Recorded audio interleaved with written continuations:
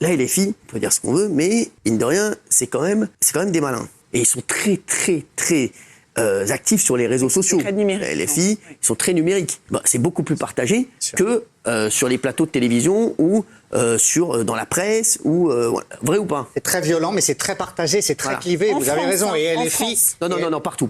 Et LFI. Partout.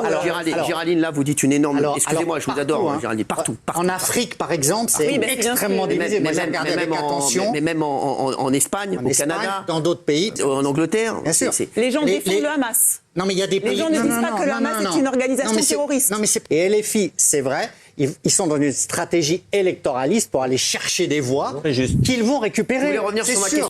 Bon, alors cette séquence est suite à la réaction donc de l'attentat terroriste du Hamas en Israël. Déjà, on va résumer un peu ce qui s'est passé, c'est-à-dire que dans l'Assemblée et après partout pour les hommes politiques, ils ont tous condamné, donc bien sûr, tous les médias, comme là le dit Hanouna très justement, c'est ça qui est hyper intéressant, mais je reviendrai dessus après, c'est que tous les médias, dans leur ensemble, sont pro-Israël, dénoncent l'acte horrible qui s'est passé, que le Hamas a fait, etc.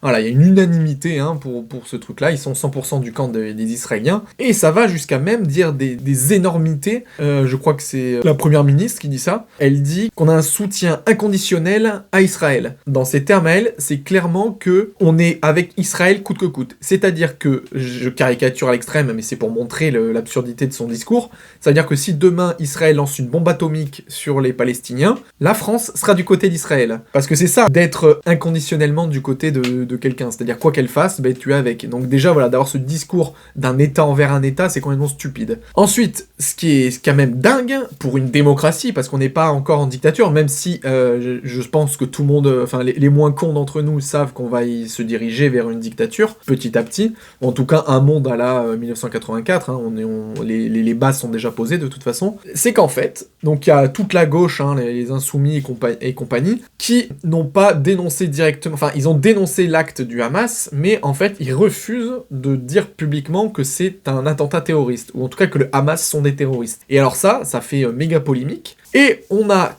toute la sphère politique, donc hors extrême gauche, qui sont en train de soit vouloir démanteler ce parti politique, soit vouloir lui donner des condamnations et tout ça, le traiter de nazi, de fasciste, etc., etc. C'est balèze, parce que en fait, juridiquement, c'est absolument légal. Ils ont le droit de dire ce qu'ils veulent, tant qu'ils appellent pas à la haine, à la violence, au meurtre. Enfin voilà, ce qu'ils font, c'est rien, c'est juste avoir un avis. L'avis peut être absolument dégueulasse. L'avis général peut être « je n'aime pas la merde », et quelqu'un peut dire « moi, j'adore manger la merde », on est d'accord, dans la majorité des cas, on va tous dire que c'est absolument dégueulasse, mais en soi, il a le droit d'aimer. Donc là, c'est un peu pareil. Ça peut être dégueulasse subjectivement de dire putain, ils refusent d'appeler le Hamas des terroristes, mais en soi, ils ont le droit en fait. On est en démocratie. Et donc en fait, c'est là qu'on voit que vraiment notre démocratie est en train de plonger vers une autocratie, tout ce que vous voulez, une dictature, peu importe. Parce qu'en fait, maintenant, alors jusqu'à présent, c'était le peuple, dès que le peuple, il disait un truc qui était pas d'accord avec le gouvernement, il est traité de complotiste, il était rayé des médias, blacklisté, etc.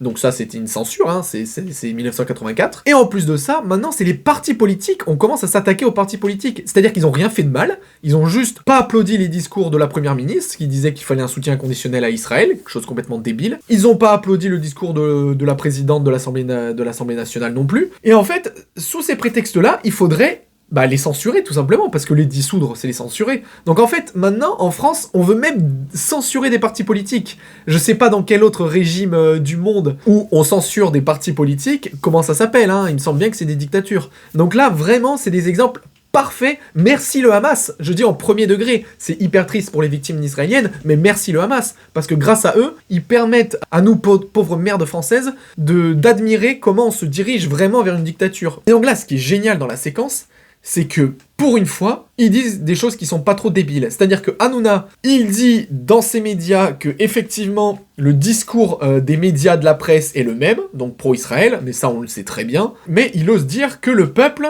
sur les réseaux sociaux est complètement divisé sur la question. Donc ça, j'ai trouvé ça génial, parce que effectivement sur Internet, c'est le seul, on parle de démocratie, mais en fait c'est grâce à Internet, c'est le seul média réellement libre en fait. C'est la vraie démocratie, elle est sur Internet. C'est-à-dire qu'on peut avoir des avis divergents et débattre. Alors je dis pas que le niveau est tout le temps élevé, mais au moins on peut débattre et donner ses avis. Or dans la presse et les médias, eh ben non, c'est une dictature, parce que il n'y a qu'un courant qui passe. Et s'il y avait une télé ou un journal qui aurait dit l'inverse, vous inquiétez pas qu'elle se serait fait défoncer. Donc ça montre bien hein, la dictature du point de vue des médias et la liberté d'expression du point de vue d'Internet. Et c'est pour ça que par ailleurs, vous allez voir, hein, mais dans quelques années, on va être complètement censuré sur Internet. Et notamment grâce à l'anonymat qui va être enlevé, vous allez voir, de toute façon c'est sûr et certain, là, l'Occident, on est en train de rejoindre la Chine sur ce côté-là, hein, mais tout va bien. Effectivement, du point de vue individuel, du point de vue de l'homme, ou de la femme, de l'humain, c'est absolument abject ce qui s'est passé.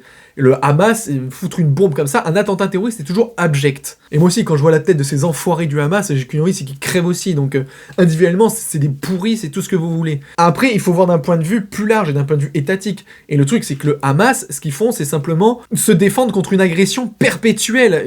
Des colonisateurs israéliens qui font quoi ? Qui font que envahir leur pays depuis des années et qui continuent en fait.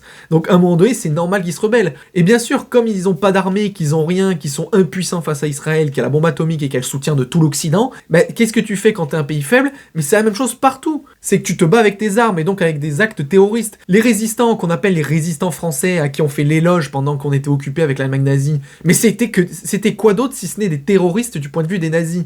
Les résistants français étaient des terroristes du point de vue des nazis. Ils essayaient de se battre comme ils pouvaient. Donc là, les Palestiniens du point de vue d'Israël, c'est la même chose. Les Palestiniens sont des résistants, sauf que du point de vue d'Israël ou des autres, oui, on va dire que c'est des terroristes. Mais en fait, ça dépend du point de vue, et chacun a le droit d'avoir un putain de point de vue. S'il y en a, ils ont le droit de les appeler terroristes, de considérer que c'est des terroristes, ça peut être à juste titre, mais il y en a d'autres qui ont le droit de ne pas les considérer comme des terroristes et de les considérer au plus extrême comme des résistants, mais ce qui est aussi vrai d'un certain point de vue, ou alors comme ni l'un ni l'autre. Et en tout cas, voilà, ce moment-là, j'ai trouvé bien dans l'émission. Répondons à cette question. Eh ben moi, je vous dis qu'à l'inverse, il n'y aurait pas eu autant d'émotions et autant de... C'est pas possible, mais si, Gilles. Quand on voit ce qui s'est passé, on est obligé d'avoir de l'émotion, quel que soit le camp. Je suis désolé. Je pense que si... Vous avez vu le drame qui s'est passé, vous avez vu encore les images. Il y a des Français qui sont morts, ils auraient pu au moins sauver pour les Français. Votre question, elle était claire, Cyril. Si c'était à l'inverse, est-ce qu'il y aurait une telle émotion mondiale ? Je peux pas croire qu'il y aurait Je n'en suis pas persuadé du tout. Voilà, je n'en suis pas persuadé du tout. Et Gilles Verdez, qui enfin aussi ne dit pas une connerie, et qui a complètement raison,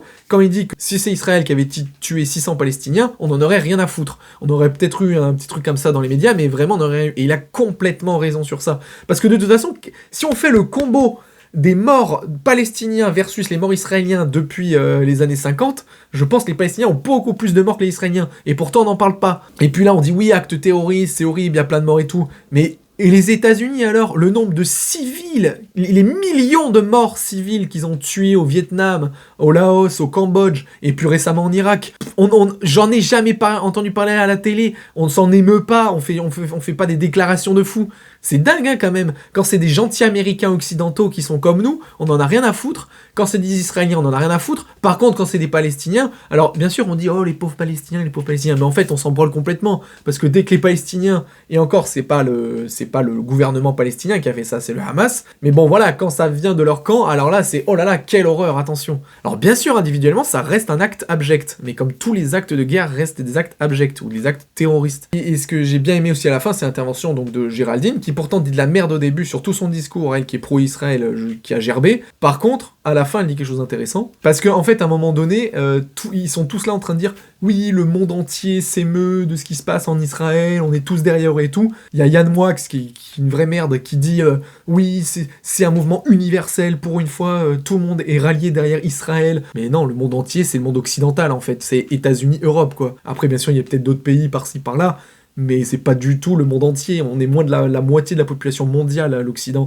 Donc faut arrêter de déconner. Il me disait, je suis effondré par ce qui se passe en Israël, et j'aimerais tellement que ça s'arrange, parce qu'il y a des gens en Palestine aussi qui vivent des moments très compliqués. Et il n'est pas effondré que la Tunisie n'ait pas dit que c'était un attentat ? Non, mais ça, on n'a pas parlé de ça. Oui, moi je suis effondré aussi. Malgré tout, on a une grosse communauté On n'a pas parlé de ça. Mon père, ce qu'il veut. Pareil pour l'Algérie, c'est dommage. Et du coup, Géraldine, elle a donné raison, c'est-à-dire qu'apparemment, la Tunisie et l'Algérie n'ont pas reconnu l'acte du Hamas comme un acte terroriste.